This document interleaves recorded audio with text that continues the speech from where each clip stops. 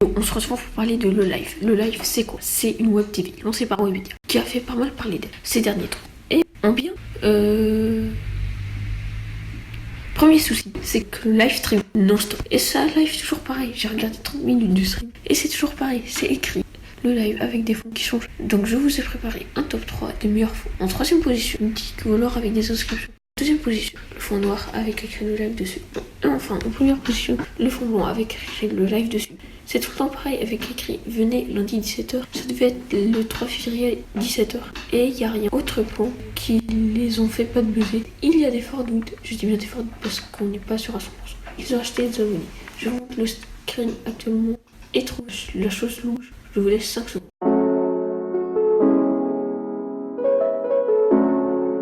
Et oui, ils ont gagné 120, 270 abonnés, perdu 212 201 abonnés et gagné 133 476 abonnés. C'est quand même louche ça, non? Et oui, ils se sont fait de tweets pour un cas de botting. Je suppose que vous le savez, non? Bon, pour les gens, dans une grotte, le live faisait en gros 1000 viewers. J'ai dit faisait parce que là où j'ai créé cette vidéo, ça tourne autour des 20 viewers, donc bon. Donc ça faisait 1000 viewers pour Webedia, ça fait pas beaucoup, je vous rappelle que c'est Network de Squeezie. Et bah qu'est-ce qu'ils ont fait? Ils ont acheté des bots pour passer leur live de 1000 viewers environ à 9000 viewers, sauf qu'ils se sont fait prendre parce que c'est cramé. Ils se sont fait ban, voilà. Juste sachez que ça détériore votre image plus qu'autre chose de plus. Ils ont perdu leur chaîne pendant 30 minutes. Pourquoi? Pour Twitter, France Télévisions ont bloqué le live pendant une demi-heure. Donc je me dis il y a deux cas possibles. Soit YouTube ont retiré le strike de leur plein gré, soit Webedia a appelé France Télévisions pour enlever le strike. Je suis perdu. Mais la question est pourquoi ce désarroi? Parce que la régie est en mode télé et YouTube. Et la télé, c'est pas du tout les mêmes codes. Donc je me dis que le chef de ce projet doit virer la régie. La question qui me vient à la tête est est-ce que le chef de ce projet connaît un peu internet? Parce que c'est quand même inquiétant. Parce que ce lancement, c'est vraiment laborieux. Ça se demander qui est derrière ce projet. Parce que cette gestion laborieuse n'est pas du tout professionnelle. Mais le pire, c'est que Webedia a mis des thunes dans ce projet. Le plus ouf, c'est qu'un membre de Webedia que vous connaissez tous a violemment critiqué négativement le projet. Je vous mets la vidéo qui est un peu longue. Catastrophique comme ça. Le souci, c'est pas tant les gens qui sont dessus, c'est la manière dont Webedia présente les gens qui sont dessus. Ils disent voilà, c'est des big restats du net, ces gars-là, ils ont fait des trucs de fous sur le net, blablabla, et c'est faux. C'est juste faux, tu vois. Moi, je m'attends à voir du Zera, du MV, tu sais, je suis en mode ah, trop bien, ils ont fait une web TV, qu'est-ce qu'ils ont fait? Pas du tout. Il y a des gens, les 9 dixièmes, on ne sait même pas qui c'est. Le problème pour moi, c'est ça, c'est qu'en fait, il n'y a pas de vraie direction artistique. Ça se voit, c'est des gars, on les a mis là, ils veulent prendre leur chèque, ils veulent shiner un peu, tu vois. Et du coup, ils sont un peu paumés, tu vois. Et on leur dit, bah toi, tu vas faire une émission, c'est ça. À toi, peut-être, tu peux faire ça. Les concepts, ils sont pété et en fait ce qui fait vraiment chier dans l'histoire c'est qu'il y a eu beaucoup d'argent investi dans ce projet. Moi je le sais, il y a eu beaucoup d'argent investi dans ce projet.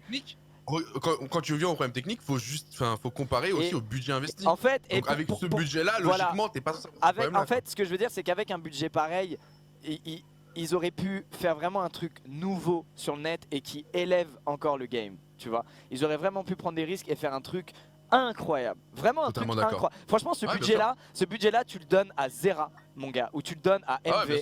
Le problème de Zera, c'est qu'il a pas trop envie en ce moment de, tu vois, à part des events où il rassemble réellement. Moi, ce qui m'a vraiment fait chier, c'est les bots.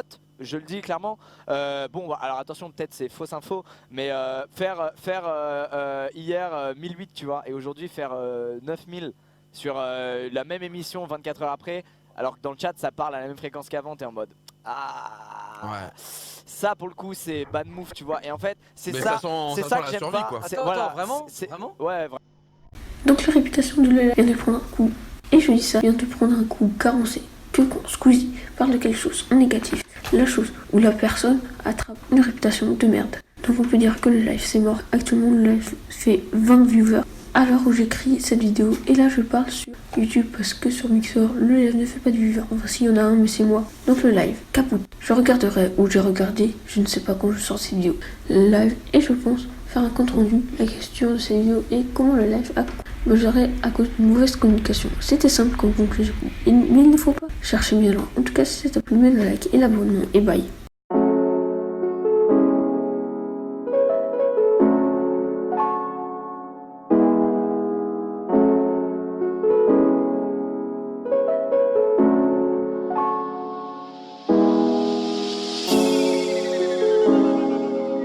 PBL.